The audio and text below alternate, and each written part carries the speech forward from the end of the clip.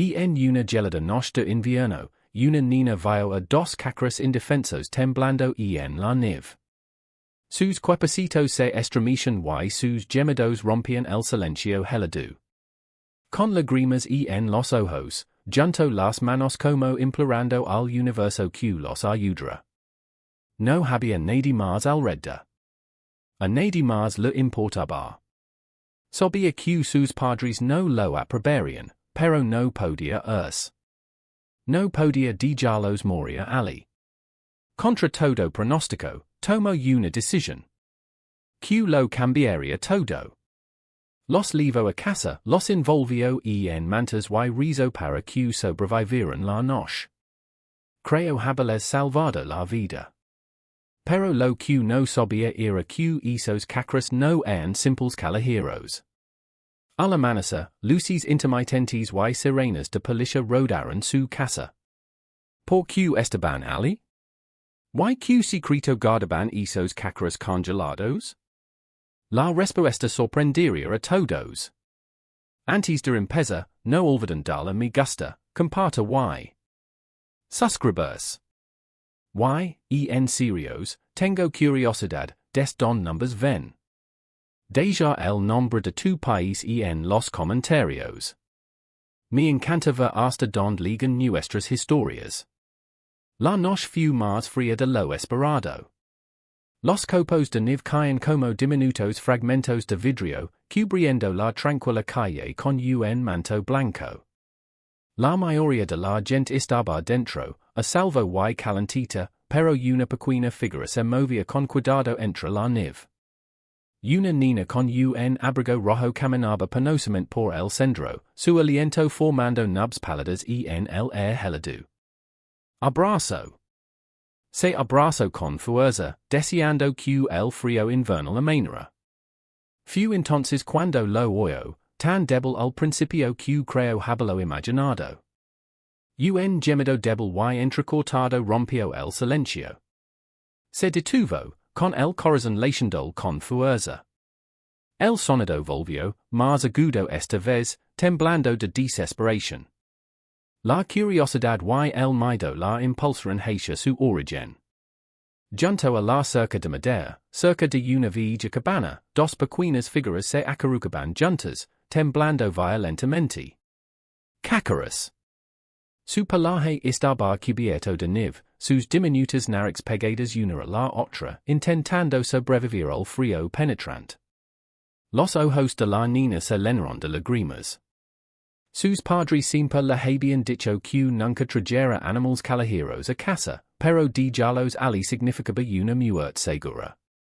Quedó de rodillas, con las manos temblorosas, mientras extendía la mano. No se preocupen, susurró.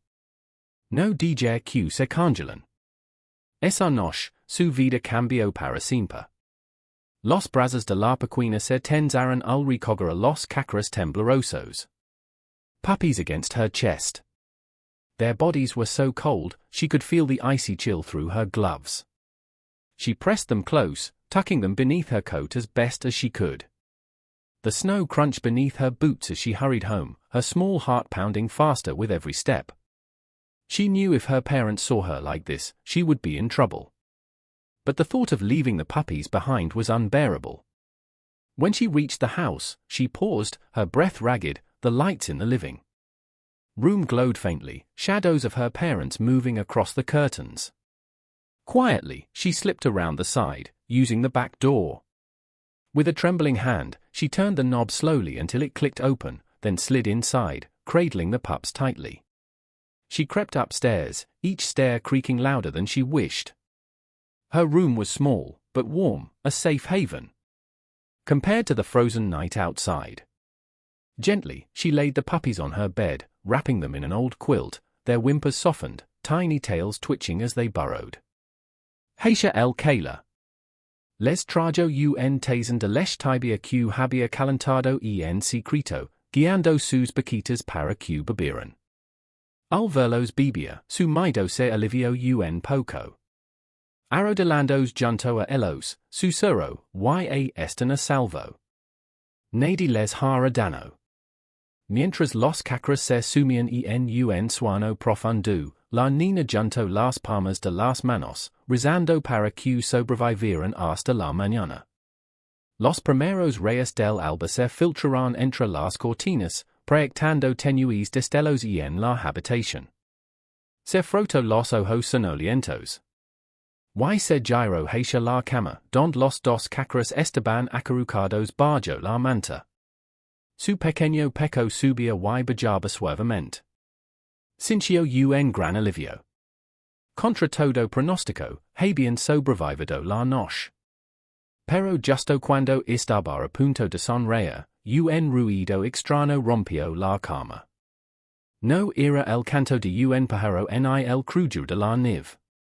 Era un ladrido, fuerte, agudo y potente. Se incorporó de golpe, con el corazón latiendo con fuerza. No eran los débiles gemidos de sus cacres. Eran ladridos profundos y imponentes, de esos que hacen temblar la tierra. Y en cuestión de segundos, el sonido de las sirenas rasgó el air matutino. Luces rojas y azules destellaron contra las paredes de su habitación.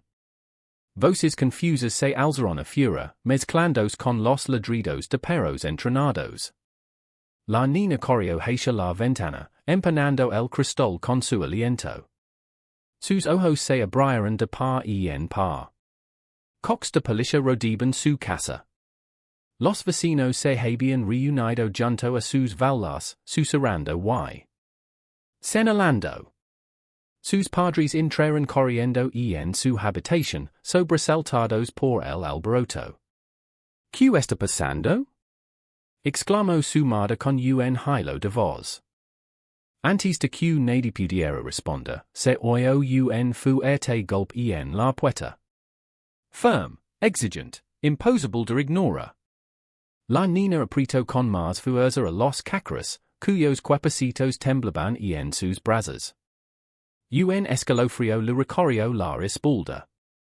Algo le deja que esto y no se trataba solo de dos perros callejeros. El secreto que creaba ocultado estaba a punto de ser revelado. La puerta principal se abrió con un crujido y entró. Una ráfaga de aire frío llegó junto con la imponente presencia de los oficiales uniformados. Sus botas resonaron con fuerza contra el suelo de madera, sus ojos penetrantes y escrutadores.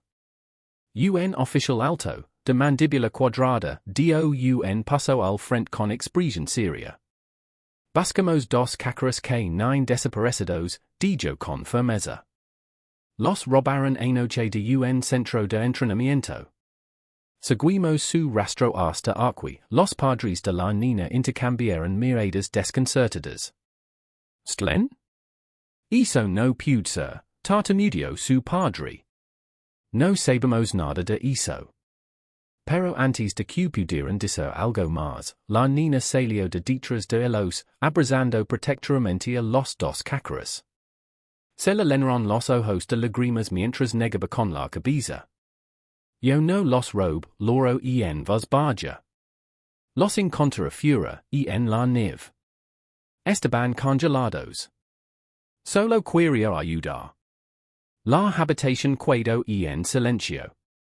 Los oficiales se miraron entre sí, la sospecha flotando en el aire. La mirada del oficial se suavizó al agacharse su altura. ¿Dice que los encontró solos? Ella asintió rápidamente, con las mejillas mojadas por las lágrimas. Por favor, no se los leave. Me necesitaban. El oficial observó a los cacres temblorosos y luego volvió a mirar a la chica, desesperada.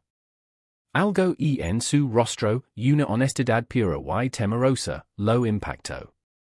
Lentamente, se puso de pie. Esta niña podría estar diciendo la verdad, dijo finalmente. Pero si es así, entonces estos cacres no solo se perdieron. Alguien quería deshacerse de ellos. Las palabras del oficial resonaron en el aire como una nube de tormenta. Los padres permanecieron paralizados, aún intentando asimilar lo que sucedía, mientras la pequeña abrazaba a los cacros con fuerza, como si soltalo significara perder una parte de su propio corazón. Otro oficial regreso del exterior con una libreta. Revisamos las huellas y en la nieve, informó. Ligan directamente del bosque a la casa. Paris que la historia de la niña coincide. Estos cacros debieron haber sido abandonados allí. El oficial, alto y corpulento, exhaló, su expresión severa se suavizó. Se agachó una vez más, encontrándose con los ojos llorosos de la niña. No los robaste, dijo con dulzura. Los salvaste. La niña parpadeó, apenas creyendo sus palabras. Por un momento, el miedo que la había atenazado toda la mañana se transformó en alivio. Sus padres suspiraron. Sus hombros se encogieron al das cuenta de que la valencia de su hija había salvado dos vidas de morir congeladas. Pero entonces el oficial añadió algo inesperado. Lo que hiciste fue valiente, dijo, mirando a los cacros acurrucados contra su pecho. Si no fuera por ti, no estarían vivos ahora mismo. No solo los rescataste. Pude que hayas salvado el futuro de nuestra unidad canina. Para la tarde siguiente, la historia de la niña y los cacros congelados se había extendido por el pueblo como la pólvora. Los vecinos que antes murmuraban con sospecha ahora la miraban con admiración. El propio jefe de policía legó, bajando de su coche con una sonrisa solemne. Y en sus manos llevaba un certificado de Valencia enmarcado. Arrodillándose ante ella, dijo, a veces los heroes vienen en los paquetes más pequeños. Sin tu Valencia, estos cacros no estarían vivos hoy. Las mejillas de la niña se sonrojaron cuando le entregó el certificado. Sus padres estaban de pie, orgullosos, detrás de ella, con los ojos brillantes. Los oficiales permitieron. La invitó a visitar el centro canino donde entrenarían a los cacros. Uno de ellos, un cacarito juguetón de orejas caídas, se negaba a separarse de ella, acurrucándose contra su mano como si la hubiera elegido como su dueña. La niña rió entre dientes, su miedo anterior reemplazado por alegría.